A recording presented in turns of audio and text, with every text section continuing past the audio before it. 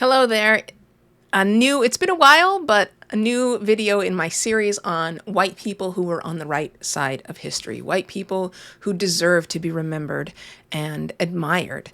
And today we're going to talk about a Quaker, Isaac Hopper. He was born in 1771 in New Jersey. Again, he was a Quaker. He started out in life as a tailor, but from his very earliest days, he did whatever he could to help the less fortunate. Eventually, over the course of his life, he was the father of 16 children. 10 of them survived childhood and a cholera epidemic. He joined, as a very young man, the Pennsylvania Abolition Society. Pennsylvania was one of the very first states to abolish slavery, but slave catchers would often come to Philadelphia in particular to hunt for runaways.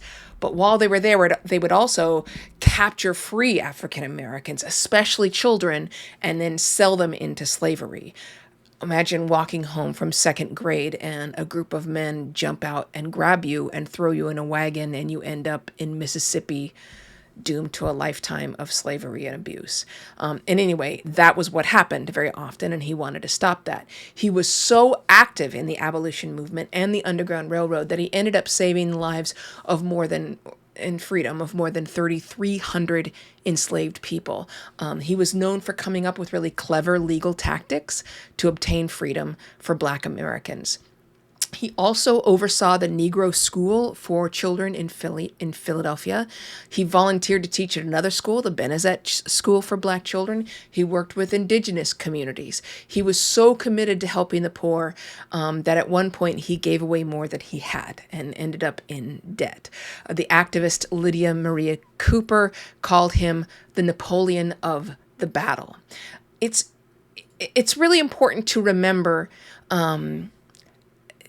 how many people were involved in the Underground Railroad. Now, we're talking about Isaac Hopper today, but there are so many incredible people who made the Underground Railroad so successful at what it did. Hopper wasn't just an abolitionist, though. He helped found a society that helped the poor. He was a volunteer prison inspector trying to improve conditions for the incarcerated. He worked as a volunteer fireman. He served as a guardian for apprentices who'd been assaulted or abused by their employers. In 1829, he moved to New York. There, Hopper ran a Quaker bookstore that was attacked by an anti-abolition group. He fended them off, though. In 1838, just as an example of how extreme people thought he was and how he used the law to sort of maneuver, a slave named Thomas Hughes ran away, and like many self-emancipated slaves, he went to New York City. He went to find Isaac T. Hopper. Hopper was famous for sheltering formerly enslaved people. But Hughes had stolen about $8,000 from his enslaver. And when Hopper found this out, he went for advice, he consulted with other people, and he decided they had to return the enslaver's money to him. But they had no intention of returning Thomas Hughes back to slavery. So Hopper negotiated a compromise.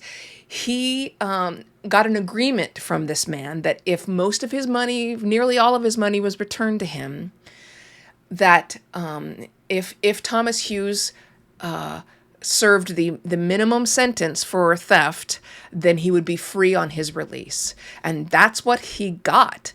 Hughes spent 2 years in prison for the theft, and when he was released from prison, he was free. That was a pretty controversial move on Hopper's part. A lot of people really came down on him, saying that that was going too far because he helped even an African American who was a thief. In the 1840s, he helped to run the American Anti-Slavery Society for just a few years. But in 1845, he focused most of his work on his prison association.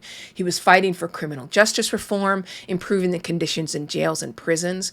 This image is up here because if you go to the Isaac T. Hopper Project, they have actually digitized all of his diaries, and you can read in there about his efforts to improve the conditions for prisoners of all races and improve our criminal justice system. His daughter Abigail founded the Women's Prison Association and started a shelter for women who'd been incarcerated to help them get back on their feet after their release. She named it the Isaac T. Hopper Home after her father. Hopper died in New York in 1852 at the age of 80, and his last words were, "Tell them I love them all." An obituary in the New York Observer said, "He was a most self-denying, patient, loving friend of the poor and the suffering of every kind, and his life was an unbroken history of beneficence. Thousands of hearts will feel a touch of grief at the news of his death. Few men have so large a wealth in the blessings of the poor and the grateful remembrance of kindness and benevolence as he." Isaac T. Hopper, a true hero.